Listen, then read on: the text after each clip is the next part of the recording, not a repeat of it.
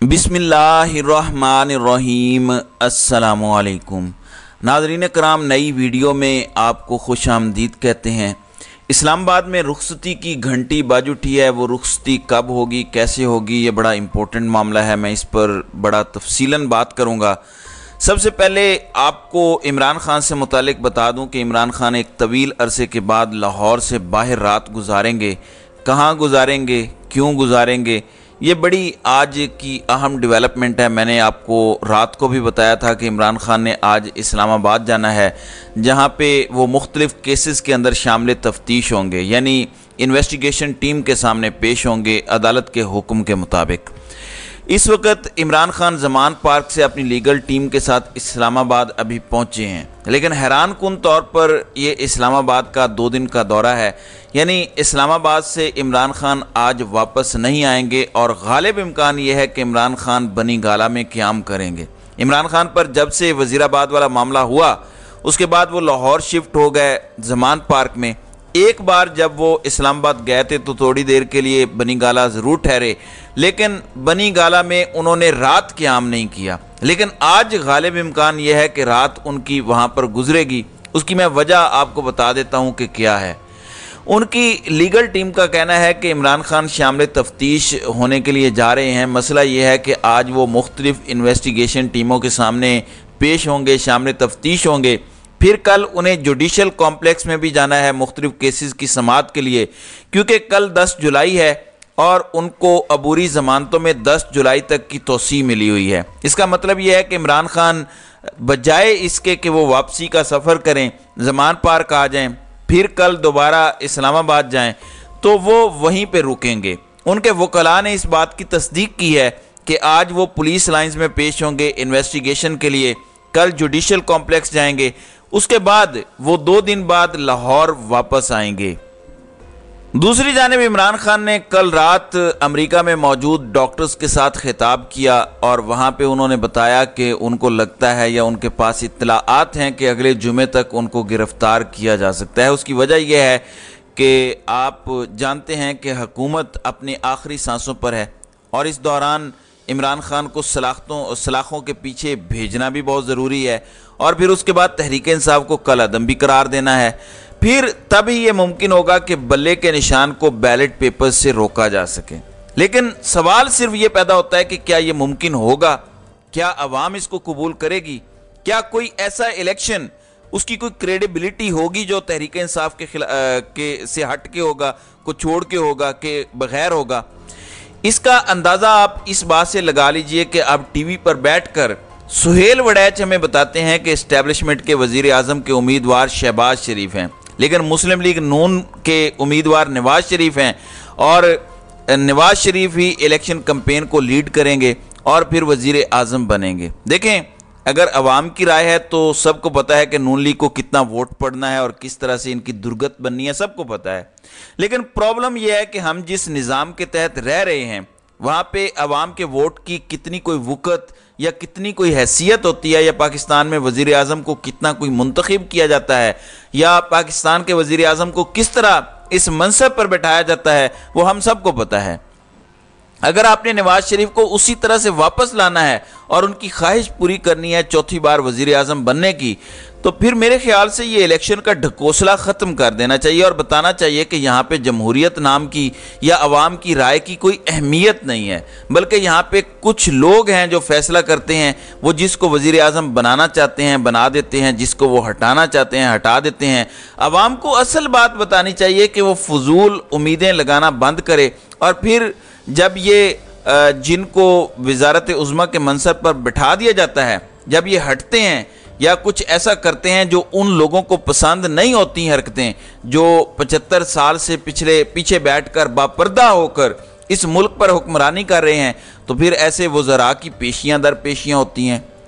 फिर ये भी एक सवाल है कि मुल्क में जो वज़ीर आज़म बनता है सिर्फ उसी के साथ ये सलूक क्यों होता है, यानी वही क्यों पेशियाँ भुगतता है। जैसे आज इमरान खान इस्लामाबाद पहुँचे हैं, ये मुल्क के वज़ीर आज़म के साथ ही क्यों होता है। बाकी इस मुल्क में सारे पवित्र लोग हैं, पाक साफ लोग हैं, दूध से धुले हुए लोग हैं, मगर मुल्क का जो वज़ीर आज़म है वो इतना गंदा और इतना 2 नंबर होता है کہ جیسے ہی وہ منصب سے اترتا ہے کیسز اس کے منتظر ہوتے ہیں. باقی لوگوں کے ساتھ یہ کیوں نہیں ہوتا؟ وہ اپنے اوپر کیوں ہاتھ نہیں ڈالنے دیتے؟ خاص طور پر وہ پردہ نشین جو اس ملک کے سفید اور سیاہ کا خود کو مالک سمجھتے ہیں، جو خود کو عقل کل سمجھتے ہیں، جو عوام کو چونٹیاں اور کیڑے مکوڑے سمجھتے ہیں، جو ان کو لاتے ہیں، وہ کیوں کیسز کی زد میں نہیں آتے؟ تو یہ بطور قوم ہمیں سوچنے کی بہت ضرورت ہے، ورنہ پھر یہ تماشا لگا رہے گا، یہ سرکس چلتی رہے گی. آپ کے سامنے انڈیا اور پاکستان دونوں کی مثال ہے. انڈیا کتنا آگے چلا گیا ہے اور پاکستان میں کیا صورتحال ہے. میں تو اتنا ہی بول سکتا ہوں، مزید بولنے سے پر جلتے ہیں.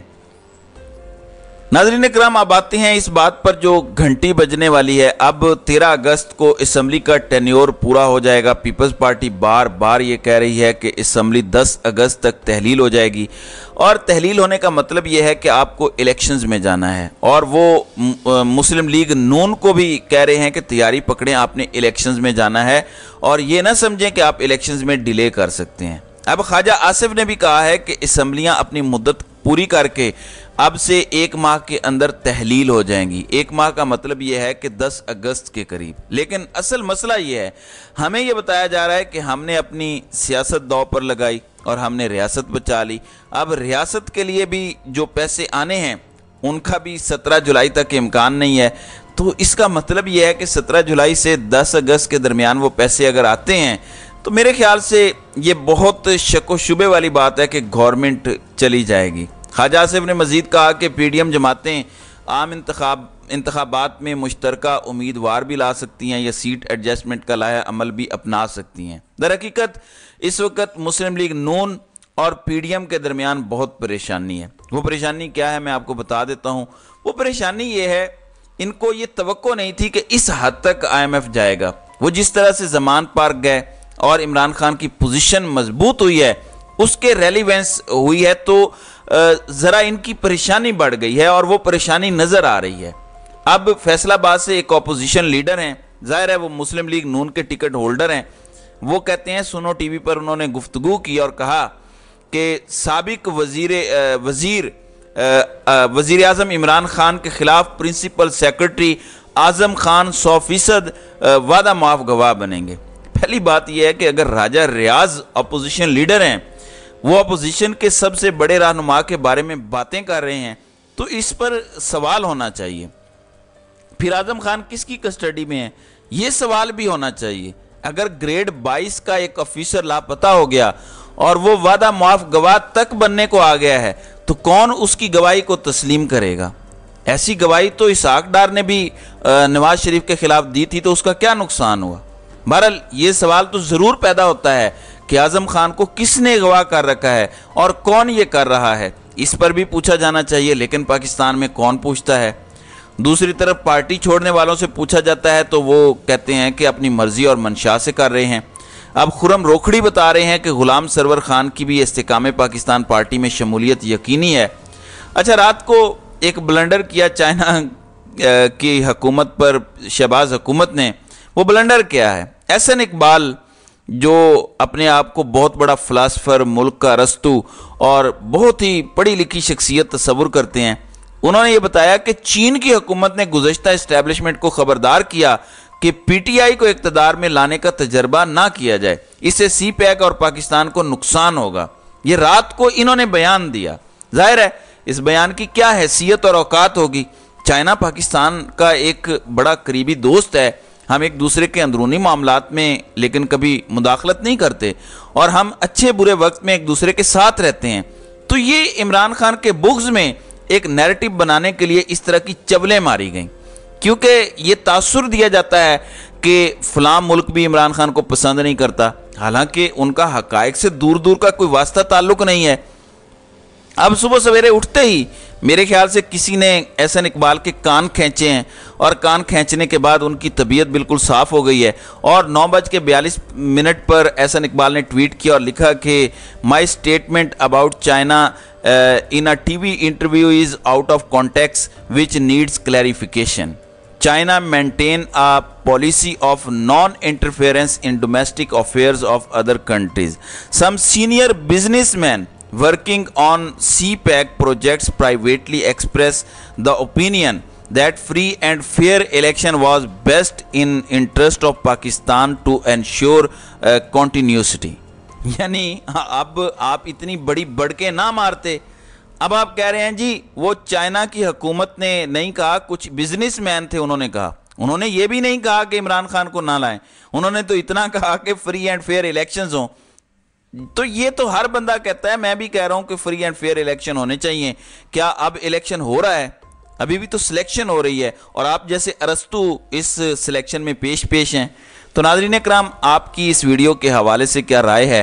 آپ اپنی رائے کا اظہار کامنٹ سیکشن میں ضرور کیجیے گا.